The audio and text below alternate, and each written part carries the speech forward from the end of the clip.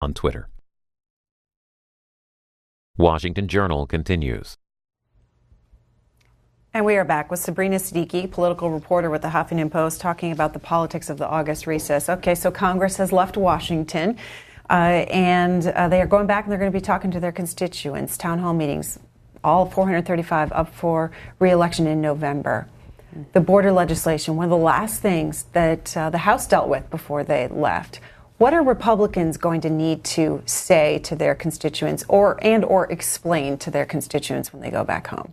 I think a lot of the Republican strategy is going to be to blame this on the president. The argument that they made prior to leaving for recess was that the crisis was of the president's own making.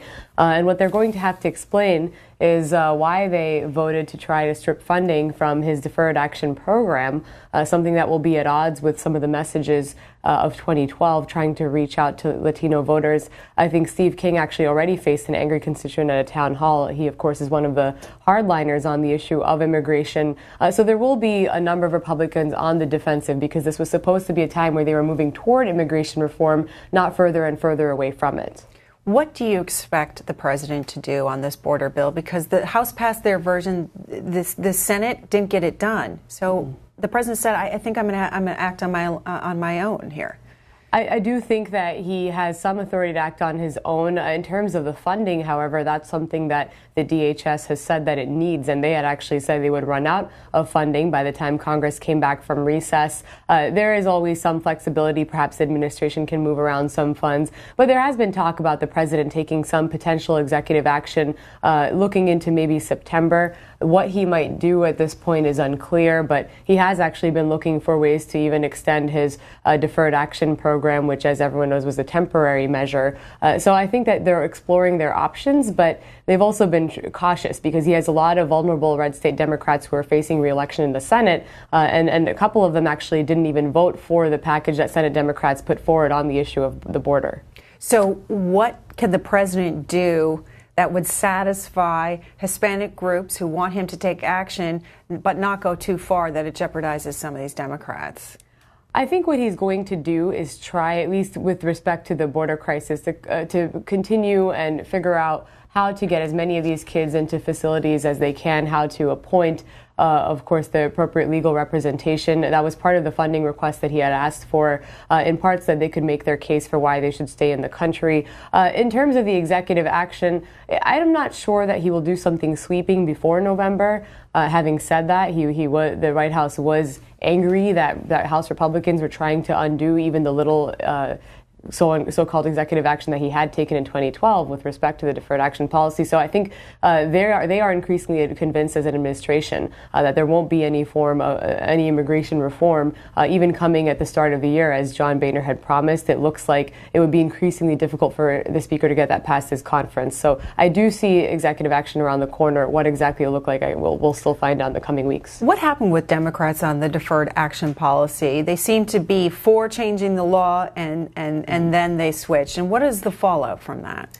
Well, some of them were for changing the 2008 human trafficking law. Not all of them were for changing that law with respect to this particular crisis. One of the issues that happened on this on the package that both Senate Democrats and House Republicans are trying to push separately is that the president, his administration came out and embraced changes to the 2008 law vaguely. They didn't say what that meant. And the Republicans then kind of jumped on that and pushed forward a proposal that changed the 2008 law in a way that immigration advocates felt would speed up deportations rather than circumventing them. So that's where Democrats got hesitant and said, we thought we're trying to move toward immigration reform, trying to reduce deportations. Now we have a humanitarian crisis and we're potentially making changes to a law that would only deport more and more kids more quickly.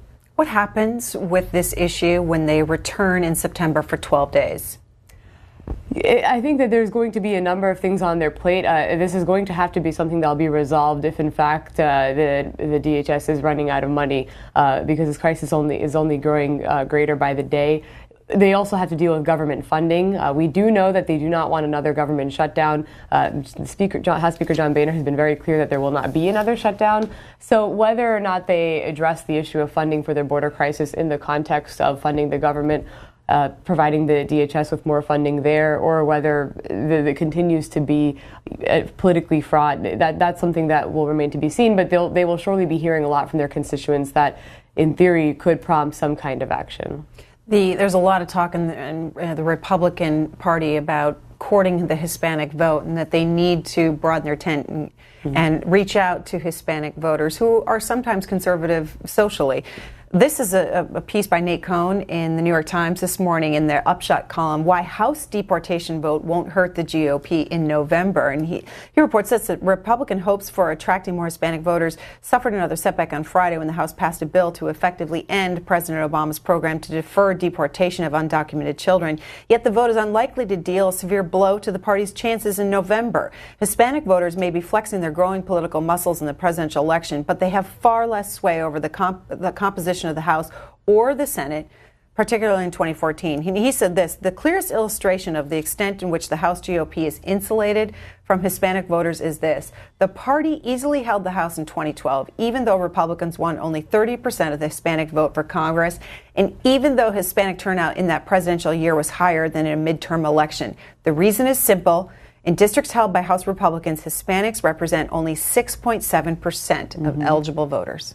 That is precisely why John Boehner was comfortable at the end of the day bringing this bill to the floor that would have ended deferred action and angered immigration advocates, because there is some leeway right now. This is an off-year election where Democrats suffer from a turnout problem. They will once again suffer from a turnout problem. House Republicans are poised to keep their majority. It's really not at stake for them to have a floor vote on something that isn't going anywhere. This is a time where they can get away with something that is a political stunt to keep conservatives pacified, if anything, to boost turnout among their base. At the end of the day, that has dictated a lot of the action in the House this year, in both chambers this year. So then what happens after the midterm elections on issues of immigration, other social issues that may or may not appeal to different voting sectors? Certainly, I think the implications are stronger depending on what House Republicans do or don't do on immigration reform for the next presidential year. Social issues too come into play to a certain extent, but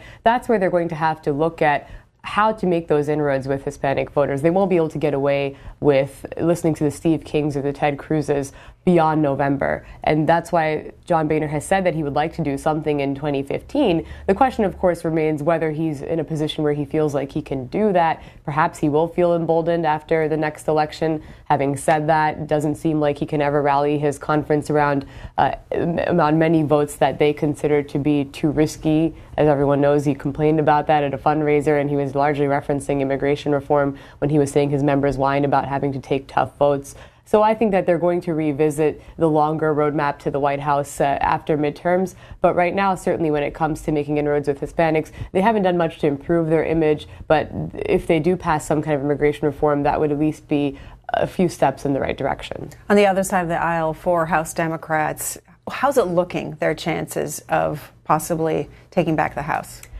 Well, I think at this point people would comfortably say that they are not going to take back the House. Their best shot really came in terms of turning the tables last year during the government shutdown. That was a turning point where Republican poll numbers plummeted to record lows.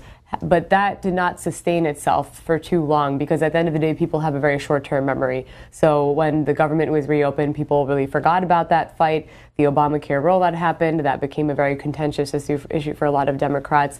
I think when it comes to Democrats in Congress, the focus really is on the Senate. They cannot afford to lose too many seats. There is a chance that they could lose their Senate majority. So the majority of the money really is being spent on the Senate, on trying to retain that control. And then there are a couple of competitive House races where they might believe they have a shot to pick up some seats, but certainly they're not going to change the status quo of the House. You know, there's 6 primaries this week that people are keeping an eye on going over to the Senate. Where are the most vulnerable Democrats, or who are they? With the most vulnerable Democrats, it's interesting because there's always 4 names that are thrown out at the Senate level, and that's Kay Hagan of North Carolina, Mark Pryor of Arkansas, Mark Begich of Alaska, and Mary Landrieu of Louisiana. There are some races that they did not expect to be competitive. Mark Udall in Colorado is facing Congressman Cory Gardner, who's been doing a better job than people thought he would be. The race has become more competitive than people thought it would be. As for who's the most competitive, it seems to teeter back and forth, but people believe that Mark Begich is fairly safe in Alaska. But when it comes to Kay Hagan, who's facing former House Speaker Tom Tillis, that looks like it will be very difficult for Democrats to hold, as well as Mark Pryor. He's up against Tom Cotton, who's sort of a rising GOP star. What would probably save Mark Pryor is his family name, of course, hailing from a political dynasty in that state. So we're talking with Sabrina Siddiqui of Huffington Post about the politics of this August recess. What are both parties talking about as they head home to visit all of you and talk with all of you ahead of the November elections? Republicans, 202-585-3881. Democrats, 202-585-3880. And independents, all others, 202-585-3882. Want to get your questions and comments here, so start dialing in now. So for these vulnerable Democrats in the Senate, what are the issues that are hurting them? Well, I think that part of the reason why the president has been reluctant to take executive action on immigration is not because immigration reform as an issue hurts them. All of these vulnerable Democrats voted for the comprehensive bill that passed the Senate. But it's the increasing amount of conversation over the president's use of executive authority this year, labeling him as someone who is not following the rule of the law. That's something that Republicans have been not necessarily doing successfully, but it's enough where if you're in a conservative state, you don't want to see him wielding that power too much because it hurts you as a Democrat who's already up against tough odds. The health care law at this point, the rollout had improved. It's not to say that the stumbles in the beginning had not impacted them, but assuming that things continue to go well, it shouldn't be too much of an issue unless there is any other kind of roadblock that comes up. But mostly I think it will be about the president. It won't necessarily be about the president, a referendum on the president, but it will be potentially how his favorability could impact Democrats who are having to answer for a lot of the potential failures of his administration, or areas where he may have taken the kind of action that's easy for the rest of his party but difficult when you're in a red state. Republicans are hoping that a message, an anti-Obamacare message, will stick. Here's a Politico piece. 3 months before the midterm elections, political operatives and activists are groping for an anti-Obamacare message that sticks, or 57 of them. Democrats are likely to vote for a Democrat. This healthcare law not likely to sway them. But what about independents? Well, I think that with independents, the important thing to know about the healthcare law is that it remains unpopular at a national level. So that's a problem when you're a Democrat up for re-election. With respect to independents, they're not overwhelmingly anti-Obamacare, and a lot of this also depends on the experience that some of these Americans have had with the healthcare law thus far. So it's a little difficult to see how the healthcare law alone might impact their vote. And again, I think some of the other aspects of this administration over the last year might have more of an impact on how these races play out. Of course, there's been a lot of attention on the foreign crises that have come up one after the other. Some of the scandals, the so-called scandals the administration has faced with respect to the NSA, with respect to the Veterans Affairs, the controversy over the wait times. I think it's going to be a combination of a lot of those issues rather than just the health care law, which at this point simply isn't in the news as much as it used to be, as people have been able to sign up for health care and access insurance. Let's get our viewers involved. Shirley's up first in Tallahassee, Florida, Democratic caller. Hi, Shirley. Yes, good morning. How morning. are you? And welcome and thank you to C-SPAN. Wanting to speak to the guests and to the C-SPAN audience and its thoughts on the dynamics that's going on right now in our country that creates a lack of governance and stagnation of governance, as the Congress, of course, is there to govern, as well as with the president. And I wanted to ask also if C-SPAN would bring on a section that would deal with, particularly since I'm here in Florida, one of the third largest populous demographic state in the country, that the president won twice. We keep saying that the president somehow is a factor in the dynamic of the lack of governance by the Congress. As the president signs the bills, the Congress and the House of Representatives, Senate creates the bills to go to his desk. So how is it that we're saying that his dynamic is somehow the influential impact when We also have the gerrymandering that's going on in the nation. I'd like for C-SPAN also, if they would, as I was sharing with the program, for the audience guests there, to comment, as I shared, on the dynamic polarization and lack of governance that is, in fact, the Congress purview, and also C-SPAN would do a section for us where we get the impact of this lack of governance, this lack of creating structure in our society, because we, the people, are the ones who are suffering with this. But also the second congressional... Okay, Shirley, I'm going to leave there because we have more phone calls to get, and we'll have Sabrina Siddiqui respond. Well, I think that one of the issues she's talking about is blaming the president for Congress not doing its job. That actually plays directly into the politics of the last few months. We know that House Republicans voted to authorize legislation to sue the president over executive action, for taking too much executive action. They're saying that they're going to focus on the health care law and some of the, his unilateral delay of the employer mandate. But there is an argument that the White House is trying to push to counter that message by saying that if Congress is not going to do their job, then the president has little else to do but to take matters into his own hands. And that's why he's signed at least executive orders for at a federal level for federal contractors, for example, to increase the minimum wage, to put in place equal pay for equal work, to expand LGBT protections in the workplace. So I do think that when it comes to the issue of governance, the White House's way of looking at it is, if Congress will continue to refuse to work with the president, then at this point, this is about his legacy. It's about his agenda and what he wants to get done. He will do it on his own if and where he can. Sabrina Siddiqui talking about the low approval ratings for President Obama earlier. Take a look at this Gallup poll from July 15th.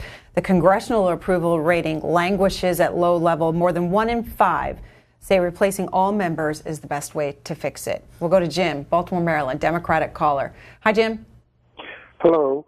I would like to speak about the Republican Congress representatives going back to their districts and trying to explain why they want to go after President Obama as far as the Affordable Care Act is concerned, and then have to speak on the issue of not helping out people who are unemployed by extending the unemployment insurance. There is a trickle-down theory that I have thought of. First of all, the people who need that money really would put it back into the communities and the states that they live in. And what the congressmen have to realize is these people that are unemployed are not looking for a handout. These people, some of them are professional people who have lost their jobs because of jobs being shipped overseas, and they would have to dip into their savings before they even apply for unemployment security in the first place. Okay, Jim. Well, this issue of renewing unemployment benefits.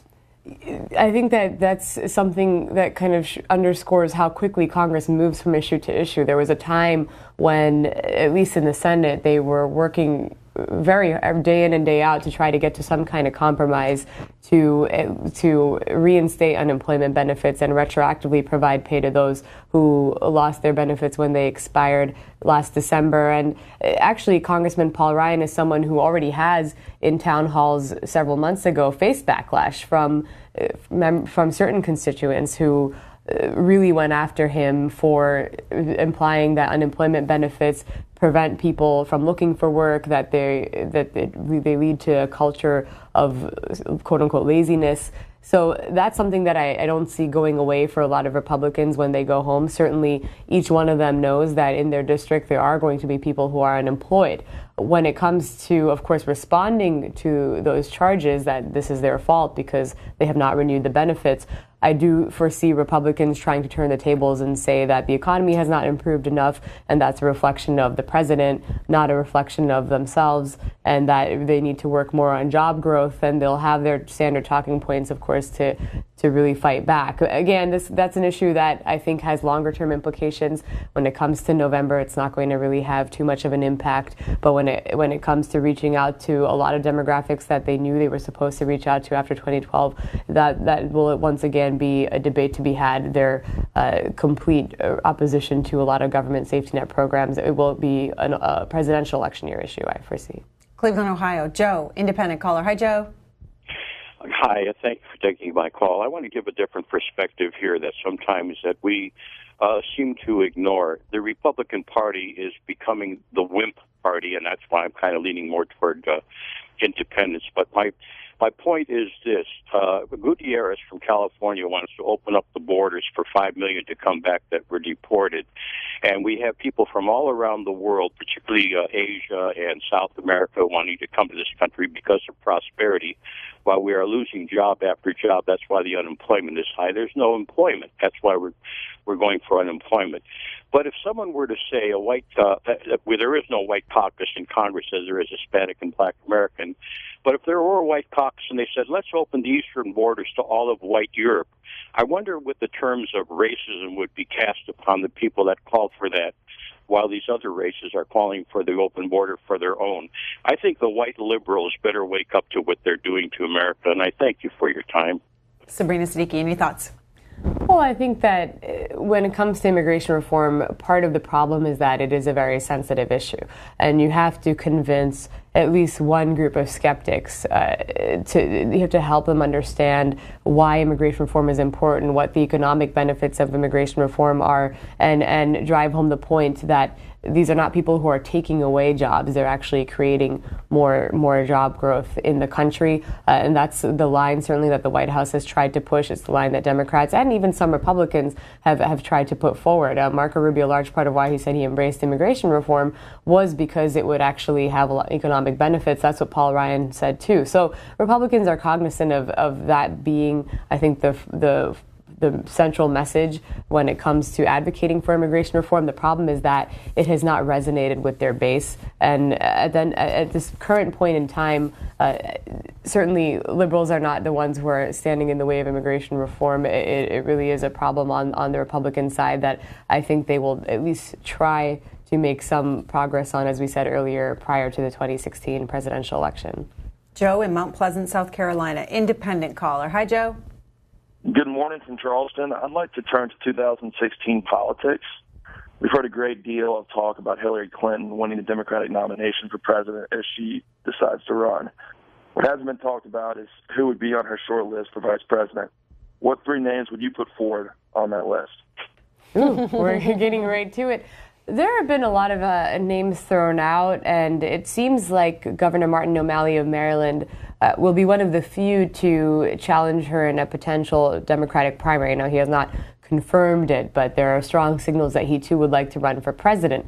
Now, whether or not she would tap Martin O'Malley to be a VP pick is not clear thus far, but that is something that, as we know, has been done previously with people who are both engaged in a primary. The other name that has been thrown out, of course, is Julian Castro, and there have been a few, I think, rising young Democratic stars, one could call them, whose names have been floated. But it seems like there's a lot more conversation on the Republican side because they have a much larger field. So not only their nominee may be, but also who a potential running mate might be. On the Democratic side, I think one thing that has been concerning for the party is outside of Hillary Clinton and Joe Biden, there is not a lot of name recognition when it comes to who will be potentially at the top of the ticket or who will be in the mix for both president as well as vice president. By the way, we show our viewers your website, HuffingtonPost.com, with the headline, Martin O'Malley is seriously considering running for president. That's a quote from an interview that he did on Monday with Fusion TV when he was asked if he would endorse former Secretary of State Hillary Clinton. He did, as he did in her last presidential bid, if she decided to run for president in 2016. Here's how he responded. I'm seriously considering running in 2016, but the most important politics of all is to govern well and to govern truthfully in the trust that you have. Well, I'm glad that the website is backing up what I had just at least speculated with respect to Martin O'Malley, and each time he talks about potentially running for president, his signals get stronger and stronger, stopping just short of officially declaring, of course. But Democrats, I think they would like to see at least a primary. Having said that, they don't want too many people to challenge Hillary because they really believe that she is the best shot for them. They continue to believe that despite some of the fumbles that she had on her book tour, and I don't think that they want to have an ugly primary process where her opponent, she has an opponent who's disparaging her in a way that will make it more difficult, of course, when we move toward a general election. We'll go to Mike in Arizona, Republican caller. Hi, Mike. Good morning. Mike, how's the border issue playing out where you're from? Oh, it's unfortunate, Mike. You know what? Our connection with you is terrible. I apologize for that. Maybe you could call in on a better line. We can come back to you. We'll go to Tommy in Milan, Tennessee, independent caller. Hi, Tommy.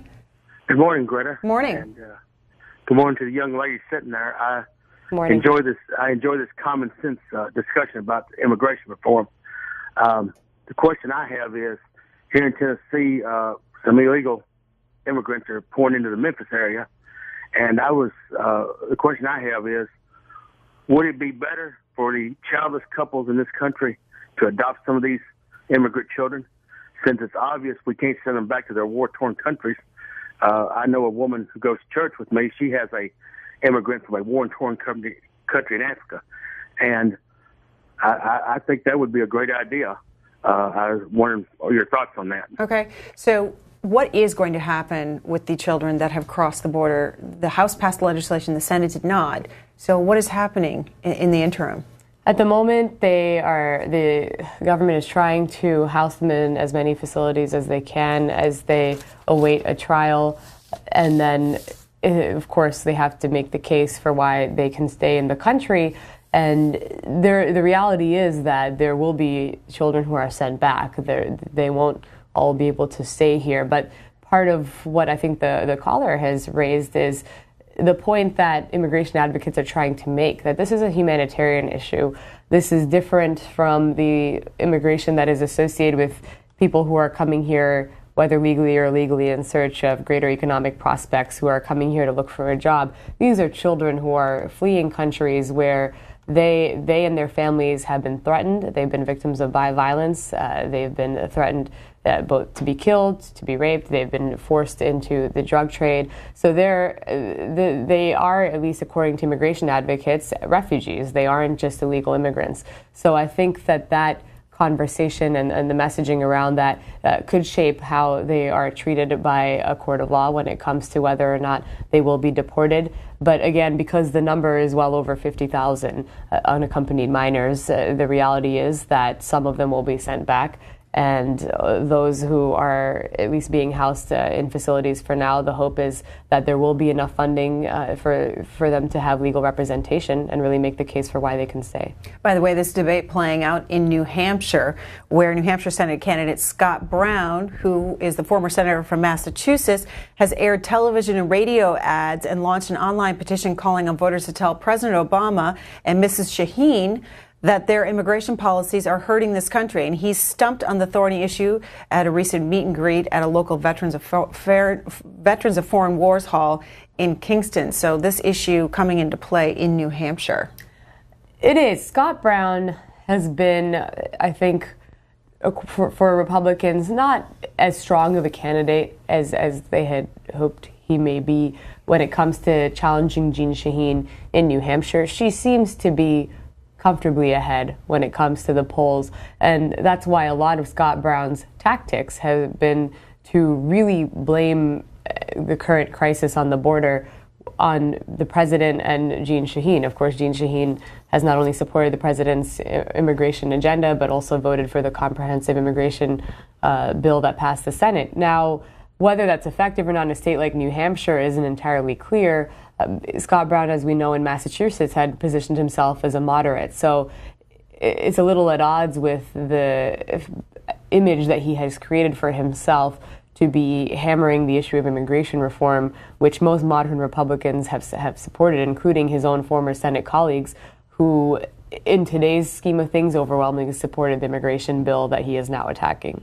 By the way, an update on the Mississippi primary in the Washington Times this morning. Cochran Foe challenges the GOP Senate primary loss. The Tea Party-backed lawmaker defeated by Senator Thad Cochran in Mississippi's bitter Republican primary said Monday that he has formally challenged the election's outcome with the state GOP. Does he have the backing of the party? No. When it comes to this primary, I believe that it has been the most bizarre, perhaps, that when it comes to just looking at the way it played out, not just McDaniels as a candidate and the controversy where supporters of McDaniel photographed Cochran's wife in her nursing home and just bizarre incidents that haven't come up, and even when politics can be very dirty, that really takes the cake. But not accepting his loss has now dominated at least the headlines in Mississippi over the last few weeks, when it is clear that once they went into a runoff, Thad Cochran was able to go back and he spent more time in Mississippi than he had probably spent leading up to the actual primary, and really put in the effort, and of course the party put in the money to make sure that he stays put. And I think that the Republican Party would like to see McDaniels go away. They would not like to see this dragged out any further, but it is, at least in some ways, a testament to the fact that Tea Party challengers have simply not fared as well this year. If you're going to compare it with 2010, certainly, we started to have some losses in 2012, and that trend is continuing in 2014. And all eyes will be watching to see if the Tea Party can get a win today in Kansas. Senator Pat Roberts, who's been in Congress since 1980, facing a Tea Party-backed challenger, Martin Wolf. But it's looking like maybe this incumbent, Senator Roberts and other incumbents, learned the lessons of Thad Cochran and others. They have. The lesson has been to go home, spend time in your district, and take this challenge seriously. We saw what happened to Eric Cantor, and that was depicted as a major win for the Tea Party, when in fact it was not really a story of a challenger who was particularly strong. A lot of the Tea Party groups did not even spend money on Dave Bratt, who defeated Eric Cantor, but he didn't take the challenge seriously. So it allowed a narrative to be established around him as the epitome of everything that's wrong with Washington, and he never went home to his district to defend himself. In fact, he only further intensified that image by staying away from his district and constantly being in Washington or going around the country raising money, sometimes around the world. So that's really what Republican incumbents need to do, and that's something that Mitch McConnell did very successfully in his own primary, where the people thought that he was genuinely at risk, and all he had to do was put in the time and, of course, put in the money. The only thing that has been clear, though, in the midst of these challenges is that they have forced incumbent Republicans, more and more to the right at a time when they were trying to shift back to center after 2012. That's something we talked about in the concept of immigration, but also on other issues. It has changed what it means to be a moderate Republican or a conservative Republican, and that's what's probably troubling for them going into not only the next election, but future elections to come.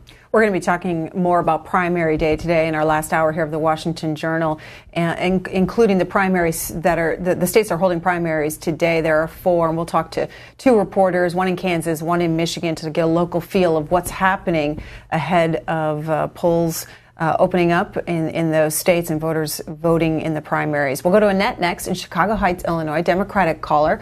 We're talking with Sabrina Siddiqui of the Huffington Post. Annette, go ahead. Yes, hi. Can you hear me well? We can. Yes, I'm calling about the Republican and Democratic Party.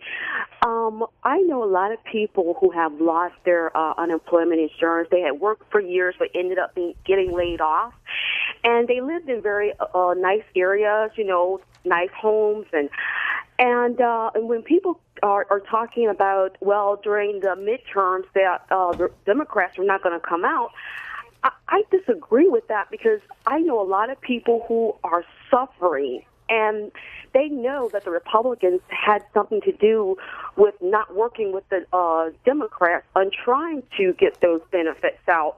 And these people are just, they live in Republican area. Okay, so Ms. Siddiqui, are Democrats energized? I think that there's always going to be Democrats who are energized, and the party is working hard to push a lot of the same issues that it successfully did in 2012, a year where they were very energized, even when people thought that they may not be as supportive of the president's reelection. Certainly, maybe not as energized as they were in 2008. But it is always going to be a struggle, at least at the House level. Some of it has to do with, of course, gerrymandering and the way that states are carved out, where even if Democrats are energized, it might be difficult for them to have much impact in many of the districts that would be required to turn the House back into a Democratic majority. But certainly, I think when you look at what Democratic strategists are trying to do, what a lot of the campaigns for incumbent Democrats are trying to do, it's revive the issues that worked well for them when it comes to the war on women, when it comes to what our caller Annette just mentioned about unemployment benefits, that ties into the idea that Republicans don't care about Americans who need help, that they don't care about the poor, that they are not prioritizing middle-class Americans who are still struggling, that their policies are geared toward the wealthy. So they're hoping that they can continue with a lot of that narrative. Again, it's difficult at this point to say that it's going to work at the House level, but at a Senate level, that's where it could be very important and where unemployment could very well be a factor in some of these Senate races. We'll go to Louisiana. Danny, independent caller. Hi, Danny. Yes, good morning. Morning. Morning. I'm an independent and a true independent. I was a Republican. I voted for Ronald Reagan. But by his second term, I can see where he was going. I could smell what he was cooking. And basically his redistribution of wealth from the middle class to the upper class. So I couldn't buy into that. So I went into the Democratic Party. And the Democratic Party has also bought into free market system. They have free traders and everything. But no one's representing what the American people, the middle class, need. Everybody has bought into government is bad. Well, without government, look to Latin America. There is chaos. Okay, Danny, we'll leave it there. Well, I think that when it comes to a lot of the government assistance programs, the biggest challenge when it comes to not only continuing the programs, but providing more funding for them rather than less, is the demonization of the government and this idea that big government is bad, that there's already too much government in place. And that's why Republicans have, by and large, continued to say that we need to cut some of these programs, we need to scale them back, as opposed to expanding them. Now, Democrats have, of course, continued to maintain that they support expanding these programs, but because of that overwhelming shift on the Republican side, where, again, we're talking about what used to be a moderate and what's now a moderate, it becomes harder then to achieve any big wins on expanding Medicare, expanding Social Security, expanding unemployment benefits. It's more of a battle to hold on to those programs, and in the process then having to settle for less funding because that's better than gutting funding, which is what House Republicans have wanted to do on a number of these issues. We saw the battle over food stamps, and at the end of the day, food stamps were cut. They weren't gutted to the extent that they could have been, but the fact that they were only cut slightly was considered to be a victory. So that conversation, I think, will continue to play out. And I think income inequality, because we're talking about 2016 politics, will be a major topic of discussion as the economy continues to struggle despite some of the improvements in creating jobs. Income inequality is what a lot of economists say is continuing to hold back this country and preventing a full recovery. So you can bet that will be part of the debate, a major part of the debate in the next election, as well as the next few months. Let's get in one last quick phone call here. Rodney in Los Angeles, Republican caller. Yes, hi, Greta, and thank you for taking my call. I have a solution and a statement for the immigration problem.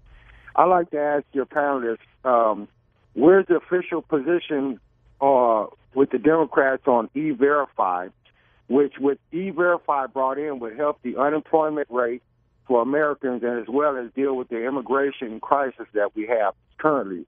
Also, I want to say that the immigration debate, the most affected group in America is African Americans as it relates to the immigration and illegal immigration at that. They say that immigrants do the jobs that most Americans don't want to do. Those jobs, they're referring to African Americans, who, as you know, are the most unemployed group in America and very outraged about the situation. Where's the Black Congressional Caucus as it relates to our needs and how the immigration debate is affecting our group of people? And okay, Ronnie, I'm going to leave it there because we're running out of time. But we've heard that call a couple of times from our viewers, upset with African Americans, upset with the Congressional Black Caucus, upset with this president that they have not done enough for black unemployment in this country, for the economic situation of blacks. And that has been one of the biggest shortcomings of this administration and this Congress, because at the end of the day, both of them have a role to play. But unemployment among the African American community is double that of the rest of the unemployed. So this has been a major struggle, and that is where issues like unemployment benefits are so important, because there are certain communities that are disproportionately affected by some of these programs that have not been extended and have forced people to drop out of the workforce. And it's not just unemployment, of course, but it has to do with other programs that have been cut, that have disproportionately impacted Black Americans who are out of work and made it more and more difficult for them to find a job. The Congressional Black Caucus, I think, has not really been able to explain why they have not prioritized that part of the debate. But when it comes to how that situation will improve, that has to do with the fact that Congress just moves from issue to issue to issue, talks about something for a few weeks, doesn't actually resolve the problem long term, and then moves on to the next crisis. That hopefully that culture will change, but it looks like that culture won't change until this president is actually out of office. Sabrina Siddiqui, thank you very much for your time this morning. Appreciate it. Thank you so much. Coming up next, we're going to talk with Charles Lewis. Many of you know him, veteran journalist and author, and founded the Center for Public Integrity back in 1989. We're going to talk about his latest book, 935 Lies, The Future of Truth and the Decline of America's Moral Integrity. And then later, we'll turn to primaries across the country today and get your phone calls on whether or not you'll re-elect your member come this November. All of that after this news update from C-SPAN Radio. Congressional Quarterly reporting that although this morning's meeting of the Senate will likely be both brief and uneventful, like the pro forma sessions often held during recess, Senate leaders purposely scheduled today's assembly as a formal meeting of the chamber to leave open the option of passing legislation by voice vote or unanimous consent. It seems now that the Senate will hold off on legislative action until September, but it's possible the body could pass measures today, such as California Democrat Barbara Boxer's proposal to strengthen the bond between Israel and the U.S. American aid worker Nancy Wright-Ball is expected to arrive today at an Atlanta hospital, where she'll be treated for the Ebola virus.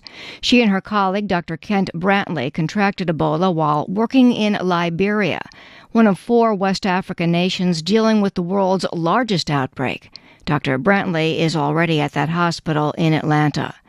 And finally, the Commerce Department releases factory orders for June later this morning, and the Institute for Supply Management will release its service sector index. Also, Standard & Poor's says the rising wealth gap in this country is making the economy more prone to boom-bust cycles and holding back the recovery. As a result, S&P has cut its growth estimates to 2.5% annual pace over the next decade. Some of the latest headlines on C-SPAN Radio. C-SPAN 2's Book TV this weekend, Friday